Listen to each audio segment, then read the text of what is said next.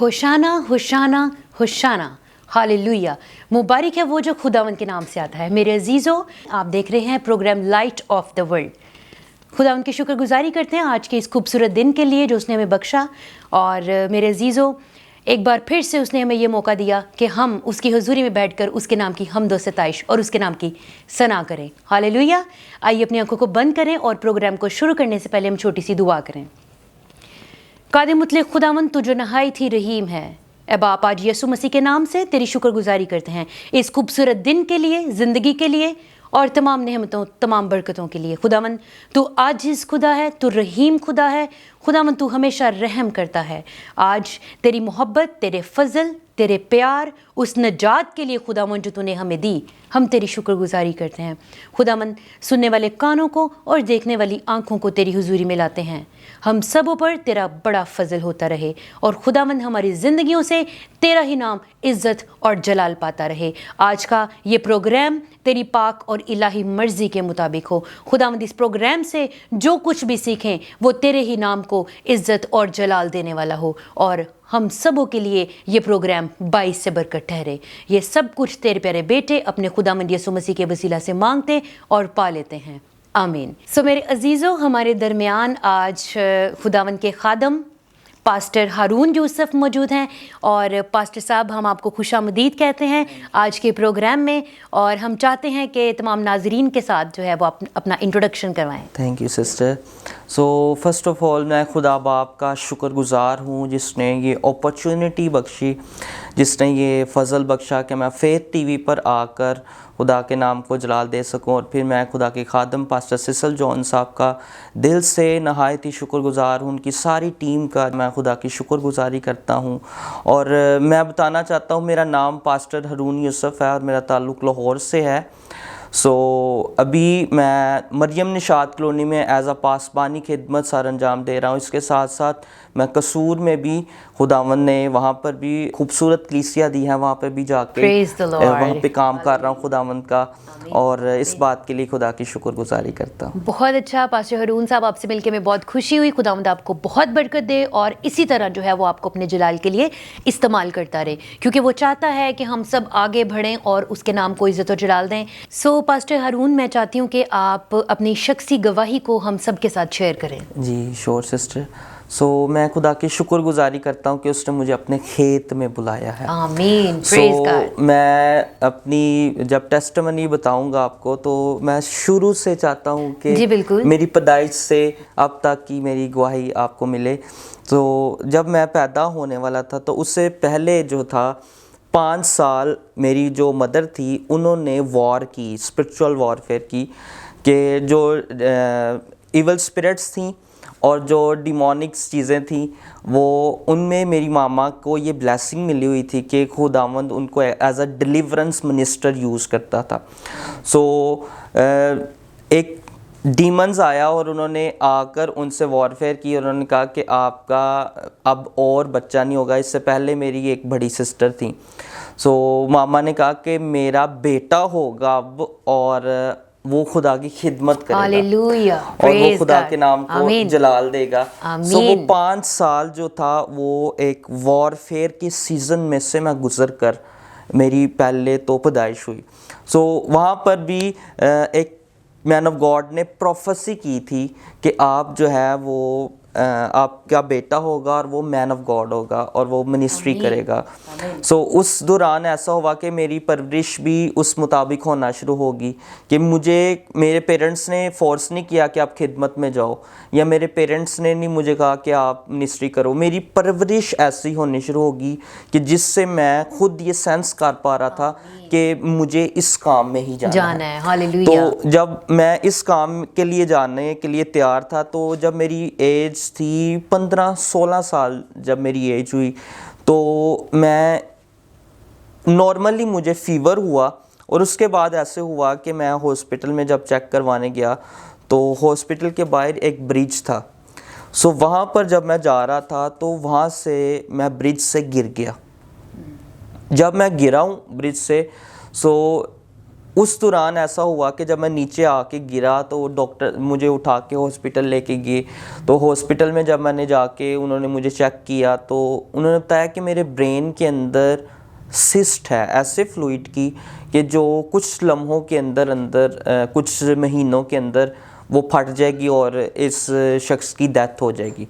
So doctors death declare करी जा रहे थे, लेकिन जो खुदा था, यीशु मसीह था, वो ज़िंदगी देने आया था और वो कसरत की ज़िंदगी देने आया था। सो जब मैं उस दौरान मेरे ऊपर डेथ की वो डिक्लेरेशंस हो रही थी तो मेरे पेरेंट्स जो थे वो ना सिर्फ मुझे डॉक्टर्स के पास बल्कि खादमों के पास भी लेके जाते थे। और जब मैं किसी भी खादम के पास जाता था तो वो खादम मेरी बीमारी से पहले वो मेरे ऊपर प्रोफेसी कर रहे होते थे कि आप आने वाले दिनों में मिनिस्ट्री करेंगे। सो जब मैं इस चीज़ को समझता था कि मैं कहता था डॉक्टर्स कहते हैं कि मेरे पास 3 माह है, 3 माह के अंदर अंदर मेरी डेथ हो जाएगी, लेकिन ये मैन ऑफ गॉड्स मुझे क्यों ऐसे कहते हैं कि आप जो है वो मिनिस्ट्री करेंगे, आप खिदमत करेंगे। मैं इस चीज़ से बड़ा कंफ्यूज था। तो एक दिन ऐसे हुआ कि मेरी जो मदर थी ना, उस दौरान जब मैं कन्फ्यूजन में था, क्योंकि जब बंदा इंसान जब अलोन हो जाता है, अकेला हो जाता है, तो उसके लिए बड़ी आसानी होती है इब्लीस के लिए, एनिमी के लिए, कि वो आए और वो नुकसान पहुंचाए। सो उस दौरान मेरी जो रूहानी ज़िंदगी थी वो डिम होती गई और मैं जो है वो बड़ा खुदा से दूर हो गया। सो एक दिन मेरी जो माँ थी वो रूम के अंदर ऊंची ऊंची रो रो के मेरे लिए दुआ कर रही थी और उसी रूम के अंदर ही मैं एक इंडिया का ड्रामा देखना शुरू कर दिया मैंने। और जैसे मेरी मदर जो थी वो ऊंची ऊंची रो के दुआ कर रही थी, मैं आवाज़ और ऊंची करता जा रहा था कि मेरी जो कान है उनको सुकून मिले, मेरी माँ की दुआ का मुझे कोई फ़र्क नहीं उससे मुझे पड़ रहा था। सो उन्होंने ऐसे कहा कि तुझे फ़िक्र नहीं है कि तू कहाँ पे खड़ा है, कि मैं तेरे लिए दुआ कर रही हूँ और तू इसको कर रहा है। और मैंने उनसे कहा जिस दिन उसने मुझे बुलाना है उस दिन आपको बोलने का टाइम नहीं पता चलेगा, आपको कहने का नहीं पता चलेगा, जिस दिन खुदावंद मुझे कॉल करेगा। सो मैं खुदावंद की कॉल की इनविटेशन को रिसीव करना चाह रहा था कि खुदावंद मुझे इनवाइट करे अपनी फैमिली में ज्वाइन करने के लिए। सो उसी टाइम खुदावंद ने मुझे इनवाइट किया। मुझे एक ऐसी पावर मिली उस दौरान जब मेरी मामा ने वो डिक्लेयर किए वर्ड, तो उस टाइम मैंने वो रिमोट पकड़ा और मैंने बंद कर दिया और ऐसे देखा कि एक लाइट मेरे ऊपर से नीचे तक मेरे अंदर एक लाइट गई है। और उसके बाद मैं चीख चीख के रोना शुरू कर दिया मैंने, और मैं अपने गुनाहों का इकरार करना शुरू कर दिया। और मुझे आइडिया नहीं है कि मैं उस दिन कितने घंटे रोया हूँ। और मैं रोता जा रहा था और तकरीबन 3 दिन तक मैं उस कैफियत में रहा और उससे मैं ना चाहते हुए भी बाहर नहीं निकल पा रहा था कि वो मुझे मेरे गुनाह, यीशु की स्लीप मुझे नज़र आती थी, यीशु का मार खाना मुझे नज़र आता था कि उसने मेरे लिए क्या क्या कुछ किया है। सो जब वो ऐसे सीज़न में से मैं गुज़र रहा था तो उस दौरान ऐसा हुआ कि मैंने इकरार करना शुरू कर दिया। और जब इकरार करना शुरू किया तो मैंने यीशु मसीह को अपना निजात दहिंदा कबूल किया। तो उस दौरान जब मैंने यीशु को निजात दहिंदा कबूल किया, मेरे पास पाखरू नहीं था। सो मैं कह रहा था मुझे पाखरू चाहिए, मुझे पाखरू चाहिए। सो एक वुमेन ऑफ गॉड हमारे घर में आई, तो उन्होंने कहा कि हम पेंटिकोस्ट है तो आप ना फ्राइडे वाले दिन हमारे घर आए। सो फ्राइडे को मैं गया, वहाँ पर जितने लोग थे उन सबको होली बैप्टिज़म हुआ, उन सब ने टंग्स में प्रेयर की और पाखरू से मामूर हुए, लेकिन मैं नहीं हुआ। और मैं ये शक कर रहा था कि खुदावंद मैं ते पानी दा बपतिस्मा नहीं लिया, तो मैंने पानी का नहीं बपतिस्मा लिया तो इस वजह से शायद मुझे नहीं मिलेगा पाखरू। लेकिन मैंने जब उनके पास गया तो उन्होंने कहा कि आपको पाखरू मिल सकता है पानी के बपतिस्मे से पहले भी। तो जब संडे को गया तो मैंने ऐसे देखा कि मुझे हेवन में बैप्टिज्म मिला, होली स्पिरिट हेवन में। सो मैं अपनी विजन्स में देख रहा था कि मैं हेवन में हूँ, एक पूल है वहाँ पर मुझे एंजल्स बैप्टिज्म दे रहे हैं। और जब वो मुझे बैप्टिज्म दे रहे थे होली स्पिरिट की एक ऐसी डिमेंशन मेरे ऊपर ओपन हुई और ऐसी एक्टिवेशन मेरे ऊपर ओपन हुई कि मैं हेवनली प्लेसेस में इनकाउंटर्स मेरे होना शुरू हो गए। और जब वो इनकाउंटर्स मेरे शुरू हो गए और मैं अब देखता था कि मेरे ऊपर होली स्पिरिट की गिफ्ट्स जो हैं वो एक्टिवेट हो रहे हैं आहिस्ता आहिस्ता। सो पहला गिफ्ट मुझे विजन का मिला, फिर ड्रीम का मिला, फिर प्रोफेसी का मिला, फिर वर्ड ऑफ नॉलेज का मिला। सो फिर अब भी इन सब गिफ्ट्स जो बाइबल में रिक्वायर्ड है उन सब में ही खुदावंद मुझे मूव करता है और मैं खुदा की शुक्रगुजारी करता हूँ। लेकिन मैं उस टाइम ये सोचता था कि गिफ्ट तो मुझे मिल गए हैं, अब मैं अपने करैक्टर पर काम करना चाहता हूँ। सो मैं अपने करैक्टर को बिल्ड करने के लिए होली स्पिरिट के पास गया, तो होली स्पिरिट ने मुझे कहा कि आपको फ्रूट पर काम करना है, क्योंकि फ्रूट मेरे लिए है और गिफ्ट दूसरों के लिए है। सो जब मैं अपने होली स्पिरिट के फ्रूट्स में जो है मूव करना शुरू किया, मैं अब खुद तो नहीं कह सकता कि मेरा करैक्टर कैसा है, लेकिन कलाम में लिखा है कि तुम उनके फलों से उनको पहचानोगे। सो आप जो होली स्पिरिट के फ्रूट्स हैं वो आपकी ज़िंदगी में ट्रांसफॉर्मेशन का काम करते हैं और आपको एक नई लेंथ देते हैं, लोकेशन देते हैं आपको खुदा के लिए। तो जब इस दौरान फिर मैं सेमिनरी में गया और सेमिनरी में जाके प्रॉपर वे में मैंने थियोलॉजिकल स्टडी को किया और मैं ग्रेजुएट हुआ और लास्ट ईयर में ग्रेजुएट हुआ। उस दौरान मैं एक जगह पे मिनिस्ट्री कर रहा था और अब मरियम निशात कॉलोनी में चर्च को रन कर रहा हूँ, कसूर में खिदमत कर रहा हूँ। सो इसके साथ साथ अब मैं एक और सेमिनरी कर रहा हूँ जो कि अमेरिका से है।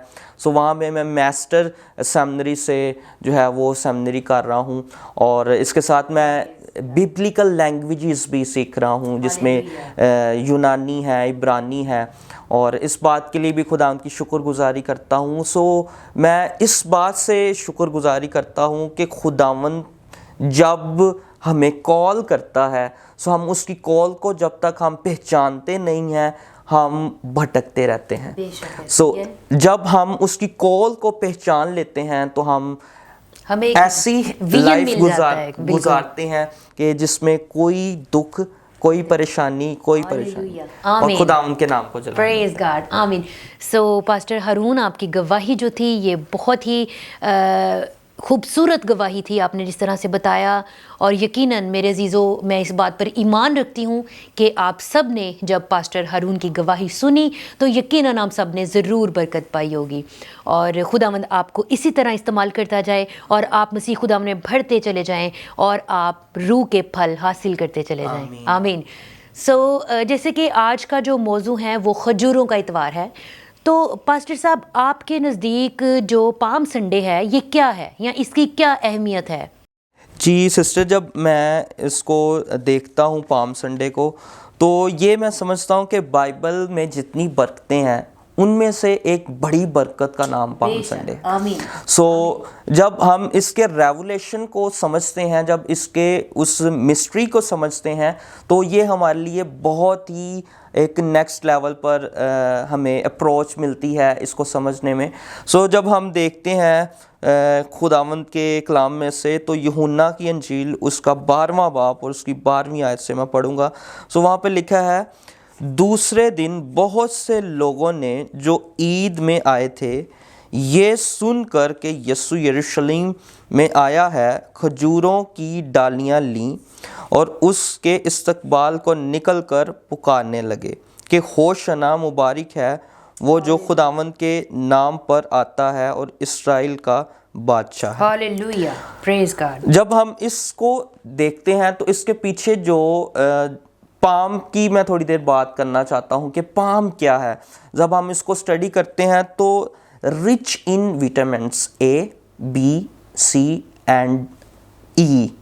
सो ये वो विटामिन्स हैं जिनमें जो पाम के अंदर पाए जाते हैं। सो ये एक ह्यूमन बॉडी के अंदर रिक्वायर्ड चीज़ें हैं।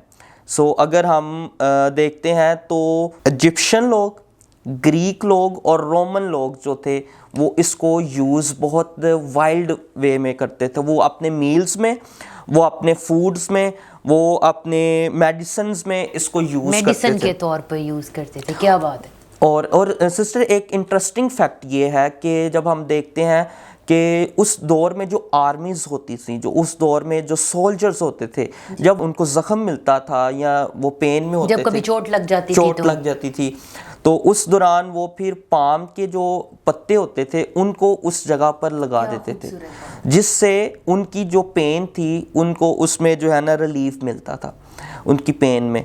और इससे जब और इसको डीप स्टडी किया जाए तो इसमें एक और भी इफेक्ट हमें नज़र आता है कि कैंसर के जो पेशेंट्स हैं, अगर वो डेली बेसिस पे थोड़ा थोड़ा खाना शुरू हो जाए तो जो कैंसर की जर्म्स हैं उनको भी ये ब्रेक करता है।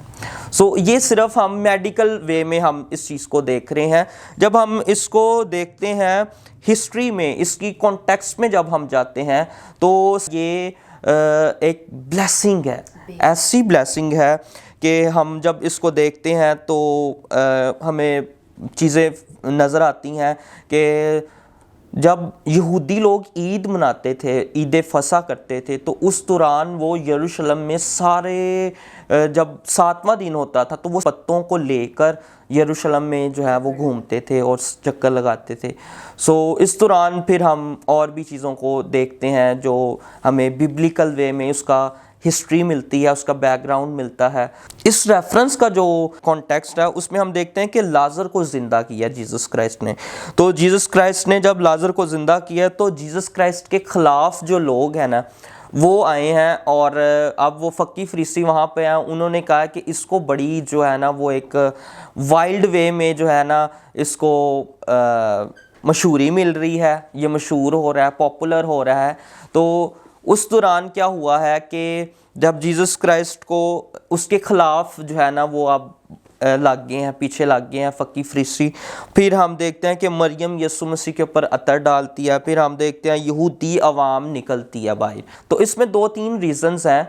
वो रीज़न्स ये हैं कि एक बाइबल हमें ये बताती है, मैं अपने से तो रीज़न्स बता नहीं सकता इसमें, तो बाइबल हमें ये कहती है कि लाजर को देखने के लिए वो आए हैं। और फिर कुछ लोग कहते हैं कि जीसस क्राइस्ट को देखने के लिए हैं जिसने लाजर को ज़िंदा किया है। सो जब वो जीसस क्राइस्ट एंटर कर रहा है यरूशलेम के अंदर, सो उन्होंने अपने आप को as a humble person, as a humble king show किया है। और यहूदी लोग ये समझते थे कि जो हमारा बादशाह होगा वो आएगा और वो सल्तनत करेगा, उसको एक थ्रोन मिलेगा, उसको एक वाइल्ड वे में हम उसको पूजेंगे, हम उसकी प्रस्तिश करेंगे। ये यहूदी लोगों का कॉन्सेप्ट था। लेकिन जब हम देखते हैं कि यीशु मसीह असल में जो खालस ज़ैतून है वो है, जो जब हम उसको रिकग्नाइज करते हैं अपनी ज़िंदगी के अंदर as a king, so as a king वो इंसान बन गया है, वो इंसान बना है, वो खुदाओं का खुदा है। और मैं पिछले दिनों में सिस्टर जी इस चीज़ पे फोकस कर रहा था और मैंने फोकस किया कि खुदावन जीसस क्राइस्ट जो है वो दुनिया बनने से पहले ही उनका वजूद है। तो Jesus Christ as a body में आए हैं, वो स्पिरिट में नहीं आए, बॉडी में आके उन्होंने इंसानों जैसी ज़िंदगी गुजारी और एज अ हम्बल पर्सन उन्होंने ज़िंदगी गुजारी, जिसकी वजह से हम देखते हैं कि वो हमारा हम्बल किंग है। बेशक, जैसे देखें यीशु मसीह जब दाखिल होते हैं तो वो बड़े शाहाना तरीके से तो होते हैं, लेकिन उनमें एक आजिज़ी है कि लोग खुशी से नाच गा रहे हैं और लोग डालियां पकड़ के उसका इस्तकबाल कर रहे हैं। वो एक आजिज़ी को जाहिर करता है। तो वो हमें भी आजिज़ होने की ज़रूरत है। एग्जैक्ट। और जब हम उसको देखते हैं इन 2-3 आयतों में, जब हम स्टडी करते हैं तो 2-3 चीज़ें हम जो है ना वो सीखते हैं। सो पहला जो पॉइंट है वो ये है कि हमें इस चीज़ को समझने की ज़रूरत है कि जीसस क्राइस्ट हमारा किंग है। बेशक, आमीन। जीसस क्राइस्ट हमारा किंग है। जब हम इस चीज़ को समझ जाएंगे तो हम अपनी डिलीवरेंस को, हम अपनी फ्रीडम को, हम अपनी अबंडेंस को देखेंगे लाइफ में। सो दूसरी जो सीखने की बात है कि जीसस क्राइस्ट जो है वो प्रोफेसी, जो भी प्रोफेसीज हमारी ज़िंदगी में होती हैं, जैसे जीसस क्राइस्ट के बारे में प्रोफेसीज की गई हैं कि, और इसी तरह हमारी ज़िंदगी में भी जो प्रोफेसीज हुई हैं वो फ्रूटफुल होंगी एक टाइम पर आकर। और तीसरी बात, Jesus Christ is a hope. आमीन। सो जब जीसस क्राइस्ट पे हम बिलीव रखते हैं तो हमें एक उम्मीद मिलती है। बेशक। सो सम टाइम हम देखते हैं कि हम ऐसे रैंडम लोगों को मिलते हैं और वो जब हम उनसे बातचीत करते हैं तो हमारा टाइम वेस्ट होता है, लेकिन जीसस क्राइस्ट को एज अ किंग जब आप रिकॉग्नाइज करते हैं और as a saviour, as a boss, as a elder brother recognise करते हैं, तो आप होप को, डिवाइन होप वर्ड यूज होता है, डिवाइन होप को, अल्लाह ही उम्मीद को हासिल करते हैं कि एक दिन हम हेवन में जाएंगे। तो सिस्टर्स, एक और जो मैं इस चीज़ पे बात बताना चाहता हूँ कि जो पाम है वो हेवनली थिंग है। जब हम इसको देखते हैं तो इसके लिए मैं आपकी हेल्प करना चाहता हूँ। हम रेफरेंस निकालेंगे मुकाशफा की किताब और उसका 7वां बाब, उसकी 9वीं आयत जब हम पढ़ते हैं तो जो खजूरें हैं या खजूरों की डालियाँ हैं ये हेवन में है। हम इसको देख सकते हैं। जब हम देखते हैं तो 9वीं आयत में लिखा है, उन बातों के बाद जो मैंने नगाह की तो क्या देखता हूँ कि हर एक कौम और कबीला और उम्मत और अहले ज़ुबान की एक ऐसी बड़ी भीड़ जिसे कोई शुमार नहीं कर सकता, सफ़ेद जामे पहने और खजूर की डालियां अपने हाथों में लिए हुए तख्त और बर्रे के आगे खड़ी हैं। सो खजूर की डालियां। सो सिस्टर, जब हम इसको देखते हैं तो जब हम बाइबल में और भी इसको स्टडी किया जाए तो हम देखते हैं कि ओरिजिनल हेवन इज ओरिजिनल, वहां पर भी खजूर की डालियों का एक जिक्र मिलता है। तो एग्जैक्ट जो हम देखते हैं, हम कुछ चीज़ें हैं जो अर्थ में भी हैं और हेवन में भी हैं। सो हम देखते हैं कि सोना अर्थ में भी है और हेवन में भी है। सो जैसे जीसस वो कहते हैं कि सोने की वो सड़कें होंगी, सो ऐसे एग्जैक्ट। और फिर कुछ कलर्स भी हैं जो हेवन में और अर्थली में। रात को कुछ कलर्स के ऊपर भी इंफॉर्मेशन ले रहा था, तो गोल्डन कलर है, ब्लू कलर है, वाइट कलर है, तो इनकी बड़ी अहमियत है हेवन के अंदर। सो इसी तरह जैसे पाम संडे हम मनाते हैं तो आप इस चीज़ को देखें कि पाम संडे के लिए जो लफ्ज़ इस्तेमाल हुए हैं तो उसका मतलब है विक्ट्री, प्रोस्पेरिटी, अबंडेंस। यीशु मसीह ने कहा कि मैं आया हूं ताकि तुम जिंदगी पाओ। और आगे बड़ा अहम वर्ड यूज हुआ है जिसके ऊपर मैं बड़ा जोर देता हूं इन दिनों में, और वो लफ्ज है कसरत की जिंदगी, अबंडेंस लाइफ। Abundance life. अगर आप परेशान हैं और आप फाइनेंशियली कसरत में नहीं हैं, आप अपने किचन में कसरत नहीं देखते, आप अपनी हेल्थ में कसरत नहीं देखते, आप अपने रिलेशनशिप्स में कसरत नहीं देखते, तो मैं आपको बताना चाहता हूँ पाम संडे का एक मैसेज ये भी है कि आप अबंडेंस लाइफ गुजारें। आप अपने आप को फाइनेंशियली अबंडेंस में देखें, आप अपने आप को स्पिरिचुअली अबंडेंस में देखें, आप अपने आप को डिलीवरेंस में अबंडेंस में देखें, हर एक चीज़ में अबंडेंस नजर आए।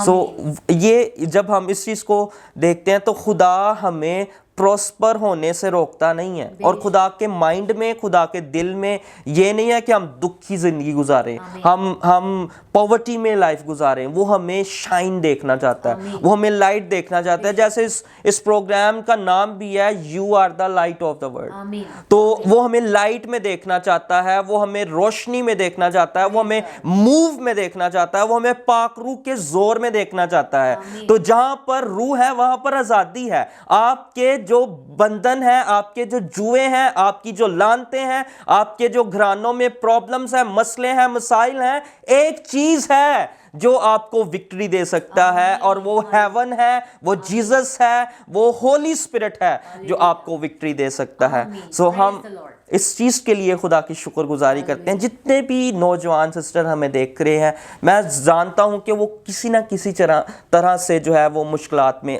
एक जो बड़ी प्रॉब्लम है जो मैं एज अ प्रोफेसी भी इसको समझ लें, इसको प्रोफेटिक वर्ड भी समझ लें, इसको वर्ड ऑफ नॉलेज भी समझ लें, जो मैं देखता हूं नौजवानों में वो स्पिरिट ऑफ लस्ट, ये बहुत ज़्यादा जो है वो काम कर रही है। मैं आपको बताना चाहता हूँ, हेवन में जाने के लिए हमें होप, जैसे सिस्टर आप थोड़ी देर पहले बता रही थी कि जीसस क्राइस्ट हमें होप देता है। सो वो होप हेवन में ट्रैवल करने के लिए है। सो हम हेवन में ऐसे रैंडम मुंह उठाकर नहीं जाएंगे। हेवन में जाने के लिए हमें होलीनेस में लाइफ गुजारनी पड़ेगी, हमें पाकीज़गी में जिंदगी गुजारनी पड़ेगी। If you are not holy, you are not going to heaven. If you are holy, you are seated in the heaven with Jesus Christ. आप यीशु मसीह के साथ बैठेंगे अगर आप होलीनेस में लाइफ गुजार रहे हैं। सो मैं आपको बताना चाहता हूं कि आप जितने भी लोग सुन रहे हैं, खुदा का रूह आपकी जिंदगियों में काम करना चाहता है। खुदावन ने आपको अपॉर्चुनिटी दी है, खुदावन ने आपको ये फेवर दी है, खुदावन ने इस प्रोग्राम के वसीला से आपकी आंखों को खोला है। कलाम को पढ़ें और रूल कुदस से मामूर हों। यही हमारा सच्चा पाम संडे है कि हम विक्ट्री में लाइफ गुजारें, हम हेवन में ट्रैवल करें, हमारे इनकाउंटर्स हेवनली प्लेसेस पर हों, हम एंजल्स को देखें, हम जीसस क्राइस्ट को देखें। ये हमारा ट्रू जो है वो पाम संडे है, क्योंकि यहां पर भी लोग जीसस क्राइस्ट को देखने के लिए बाहर निकले हैं। सो कौन कौन जीसस क्राइस्ट को देखना चाहता है? अगर आप जीसस क्राइस्ट को देखना चाहते हैं तो आपको अपने आप को अवेलेबल करना है, आपको अपने आप को सबमिट करना है कि जीसस क्राइस्ट माय किंग और मैं उसको देखना चाहता हूँ। सो तब ही पाक रूह आपकी मदद करेगा और आप जीसस क्राइस्ट को देख सकेंगे। आमीन। आइए हम अपनी आंखों को बंद करें और पास्टर हारून के साथ मिलकर दुआ करेंगे। हालेलुया। आसमानी बाप यीशु नासरी के नाम से मैं तेरा शुक्र करता हूँ कि तू भला और तेरी शफकत अब्दी है, वफादार, कुदूस, मेहरबान खुदा। खुदावंद जितने भी लोग हमें देख रहे हैं खुदावंद फेथ टीवी पर, खुदावंद इनकी जिंदगियों में खुदावंद तेरी विक्ट्री, तेरी अबंडेंस नजर आए। खुदावंद जिस तरह तू हमें डिवाइन होप देता है खुदावंद हेवन में जाने की, और खुदावंद हमने इस चीज को समझा है कि जो पाम है वो हेवनली चीज है खुदावंद। सो खुदावंद एक दिन हम भी आसमान पर खुदावंद तेरे पास होंगे और हमारे हाथों में भी पाम होगी खुदावंद, और खुदावंद हम तुझे सेलिब्रेट करेंगे खुदावंद, हम तेरी वर्शिप करेंगे खुदावंद, हम तुझे ग्लोरीफाई करेंगे खुदावंद। यीशु नासरी के नाम से हर वो बंधन, हर वो जुए, हर वो कर्सेस, हर वो जनरेशंस कर्सेस यीशु के नाम से डिस्कनेक्ट हो इनकी जिंदगियों से खुदावंद। ये नई फ्रीडम को, ये नई अप्रोच को हासिल करें और हेवनली इनकाउंटर्स के साथ तेरे लोग मूव करें और तेरी डिलीवरेंस पावर इनकी जिंदगी में काम करे और इनकी जिंदगियां ट्रांसफॉर्मेशन में मूव करती जाएं। रूल कुदस इनके साथ साथ हो और वे एक मूव को देखें अपनी जिंदगी में खुदावंद, और तेरे नाम को जलाल मिले यीशु के नाम से, आमीन। सो थैंक यू पास्टर हारून। आज का जो कलाम था, जो बातें थी, वो यकीनन बाइस से बरकत थी, और पूरे फेथ टेलीविज़न की टीम की तरफ से, पास्टर सीसल जॉन बरकत की तरफ से हम आपका शुक्रिया अदा करते हैं कि आप आएँ और आपने खुदावंद का ज़िंदा कलाम जो है वो हम सब के साथ और यूथ के साथ शेयर किया। सो मेरे अजीज़ों, मैं इस बात पर ईमान रखती हूँ कि आज के इस कलाम के वसीला से यकीनन आप सब ने बहुत बरकत पाई। सो प्रोग्राम को देखते रहें and don't forget to like, share and subscribe. Thank you. God bless you.